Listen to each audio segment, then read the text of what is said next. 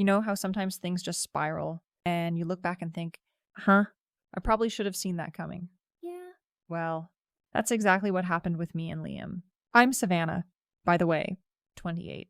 And if you're wondering what went down, well, let's just say it involved a camera, an argument, and our son watching the whole thing unfold. I mean, between you and me, I wanted to scream. It started like months ago, maybe even a year. I don't even remember anymore. Things were fine. Or at least I thought they were. Liam, he's one of those guys, you know, always trying to be the too nice guy, always avoiding conflict. It used to be cute, like, oh, he's so chill. But then it just became annoying. Like, dude, grow a backbone already? We had our son, Leo, and everything was supposed to be perfect, right? But it never is. Is it? He got into this whole Mr. Growth mindset thing, which, whatever. He was always talking about therapy and setting boundaries. Like, seriously? Boundaries with me. I'm his girlfriend, the mother of his child. What boundaries are we talking about here? It was always some new podcast he was listening to, some new book he was reading. And then he'd come at me with all these, like, psychological terms. It was exhausting. I just wanted to chill, watch some trash TV, maybe go out with my friends. But no, it was always, let's talk about our communication styles. Savannah. And then there was the money thing. He always had his old school provider hat on, which, fine. I appreciated that he was the breadwinner, but he expected me to, like, contribute equally to everything. Even though my job, it's just at work. It's not like I'm raking in the big bucks. But he'd always be like, we need to be transparent about our finances. Savannah. And I'm like, dude, I know how much rent is. I know how much the bills are. But he wanted to see everything. Every little transaction. Meanwhile, he'd go out with his friends, and I wouldn't question it. But if I wanted to, like, buy a new bag, it was suddenly a whole interrogation. He'd say I was being defensive when I just wanted some privacy. Like, what was he going to find? A secret stash of gold. Please. He started checking my phone. Too. Not, like, openly, but I'd leave it on the counter, and I'd catch him, scrolling through it. And then he'd say, who's that text from? Or why is so-and-so texting you so late? Like, it's my friend, dude. What's the big deal? But if I even looked at his phone, he'd snatch it away. It's my privacy. Savannah. Double standards? Right? It was always double standards with him. He wanted full transparency from me. But he was like a locked vault when it came to his own stuff. And he had this habit of, like, trying to rewrite history. We'd have an argument, and then a week later, he'd bring it up. But the story would be totally different. Like, he'd remember his side and conveniently forget anything he did wrong. It was like he was a history rewriter in his spare time. I'd be like, that's not what happened. Liam, and he'd just stare at me with those sad eyes. Like I was the one making things up. It was so frustrating.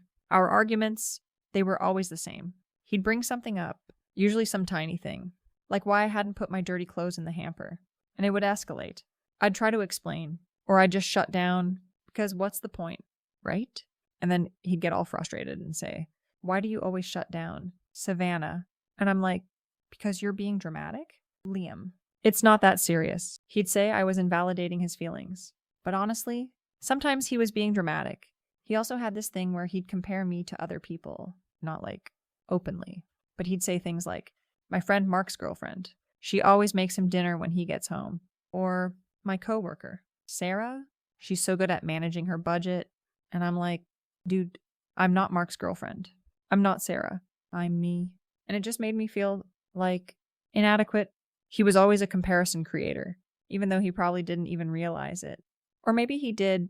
Who knows with him? Things really started going downhill when he got this new hobby. He decided he wanted to get into, like, amateur photography. And suddenly, he was spending all his free time taking pictures of, like, birds in the park. And then he bought this, like, really expensive camera. And all these lenses. And I'm like, okay, cool. But can we, like, do something together? But he was always out taking pictures. It felt like he was constantly trying to expand his comfort zone, but only on his terms. He didn't want to expand it with me. And if I suggested we do something, he'd be like, oh, I already have plans to go shoot landscapes. It was annoying. He was subtly discouraging my growth and hobbies that didn't include him. Or maybe I was just projecting. And then he started setting up cameras in the house. Not like hidden ones, but he'd have his fancy camera on a tripod in the living room or in the kitchen, claiming he was practicing his indoor lighting. But it felt weird. Like, was he secretly filming me?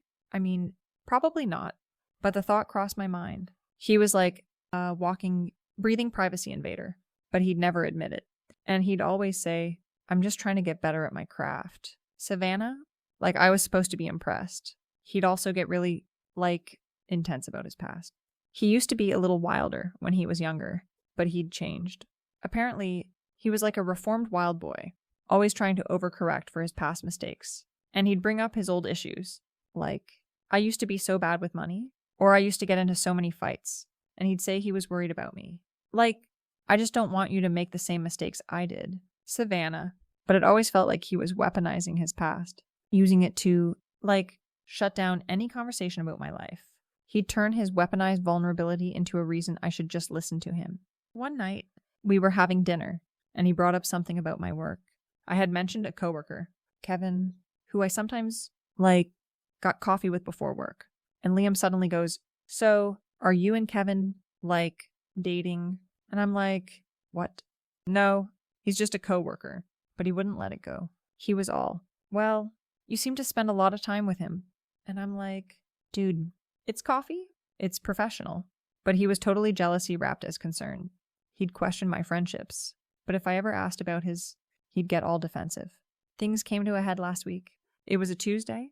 I think Leo was home from school, and he was playing with his blocks in the living room. Liam had set up his camera again, in the corner, facing the couch. He said he was trying to capture, candid family moments. But it felt like he was just always trying to document everything. For, posterity or something. Like we were living in a reality TV show. We'd been arguing all day. It started because I'd made plans with my friends for that night, and he got all huffy about it. But we were going to have a family dinner. Savannah, he said, and I'm like, dude, I told you about this last week. But he always had this selective memory, remembering his plans but conveniently forgetting mine. It was always a power play, trying to control my schedule. And then he started in on me about the house being messy. You never pick up after yourself. Savannah, he said, even though I'd just cleaned the kitchen, an hour before, he was always scorekeeping, keeping a mental tally of everything I did wrong. It was exhausting. He kept pushing and pushing. He was sitting on the couch, and I was standing in front of him, trying to just, explain myself. But he just kept going, listing all my flaws. You're always late. You never listen to me. You're so irresponsible with money. And I'm just standing there, feeling myself getting hotter and hotter. And Leo, he's just quietly playing. But I could feel his little eyes on us. And Liam just kept going, his voice getting louder. And he was waving his hands around. He was really good at weaponizing insecurities. 2, he knew I was sensitive about being called irresponsible with money, because my parents always told me that, and he just went for it. And then he said it. He looked at me, right in the eye, and he goes, maybe we just shouldn't be together anymore. Savannah. Just like that. Like it was nothing. He was always a relationship hostage taker, threatening to break up during minor disagreements. He knew that would hit me where it hurt. I just stared at him, and something just snapped. I don't even remember reaching out, but my hand just went up, and I hit him right across the face. Not like a full-on punch, but a slap. Hard. The sound echoed in the room. His head snapped to the side. And Leo, he froze. His little face, it just crumpled. Liam just sat there. For a second, not moving. His cheek was red. And then he slowly turned his head back to me. His eyes were wide, but not with anger. With something else, like shock. And then he looked at the camera in the corner. It was still recording. He probably set it to record everything. His little gaslighting expert self, always wanting proof of my bad behavior.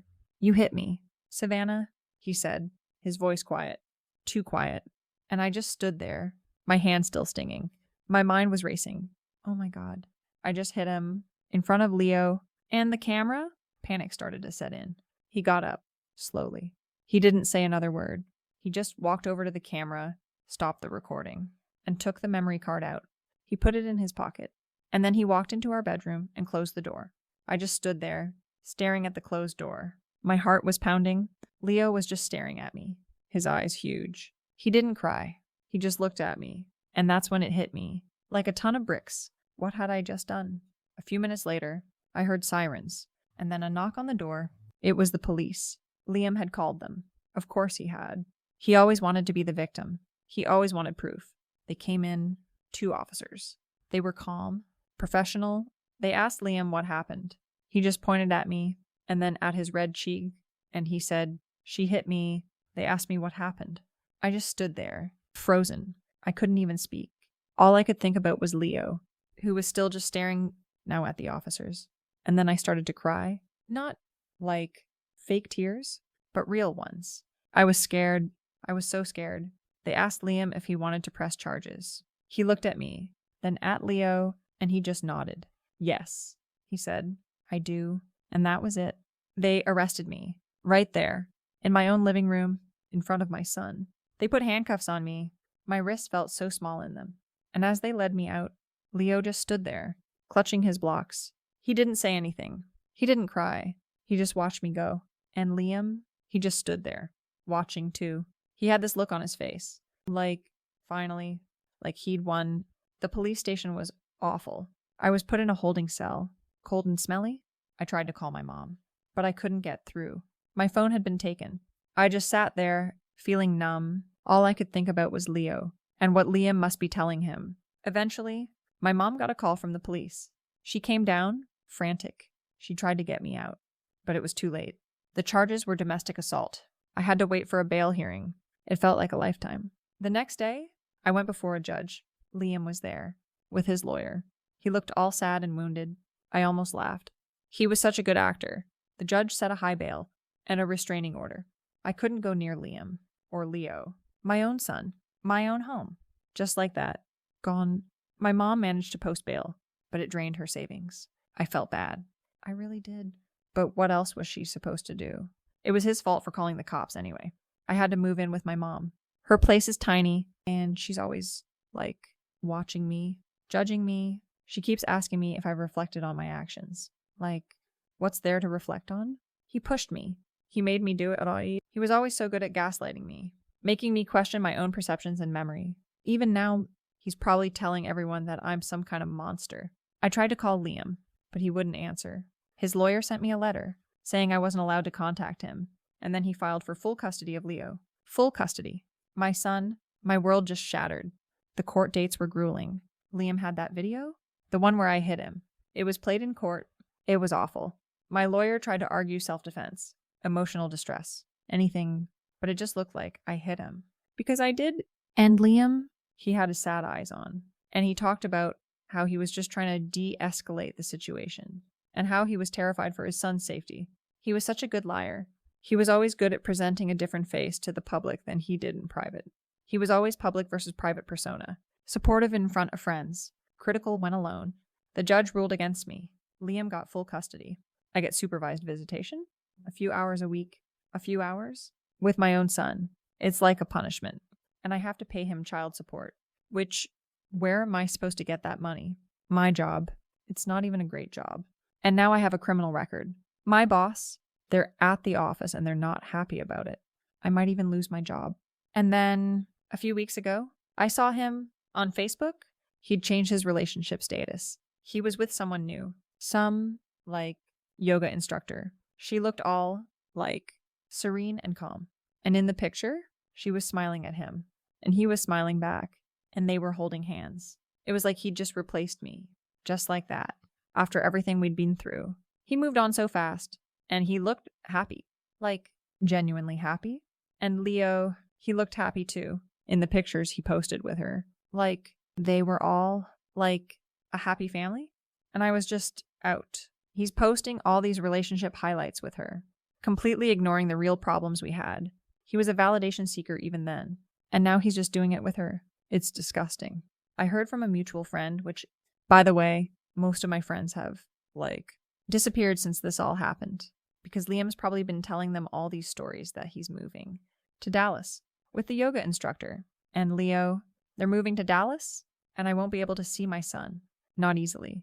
Anyway, I'd have to travel all the way to Dallas. It's like he's trying to erase me from their lives. I tried to call him again, but his number's disconnected. He totally cut me off. He got what he wanted. He got the house. He got Leo. He got the new girlfriend. And I'm just here, In my mom's tiny apartment, with a criminal record, barely able to see my son, and no job prospects. And you know what the worst part is? I still don't think it was my fault. I mean, yeah, I hit him, but he pushed me. He backed me into a corner. He threatened to leave me. He was always changing the moving goalposts, always setting new expectations without communicating them properly. He always expected grand gestures from me, but he gave minimal effort himself. He was the effort minimizer. He was just waiting for me to snap. He recorded it. He planned it. He's the one who called the cops. He's the one who took my son away. It's all his fault. Every single bit of it. I don't regret hitting him. I regret that he had a camera on. I regret that Leo saw it. I regret that he called the cops. I regret that I got arrested. I regret how things turned out. But I don't regret my actions. He deserved it. He deserved it for all the times he made me feel small, for all the times he questioned me, for all the times he made me feel like I wasn't good enough. I don't care anymore. Not about him. Not about his new girlfriend. Not about any of it. He can go live his perfect little life in Dallas with his perfect little yoga instructor. I hope they're miserable. I hope she leaves him. I hope he loses everything. And I hope Leo grows up and realizes what a manipulative, lying, sneaky person his dad is. I'm not bitter. I'm just realistic. And I'm certainly not accountable for any of this. It's all on him. Always was. Always will be.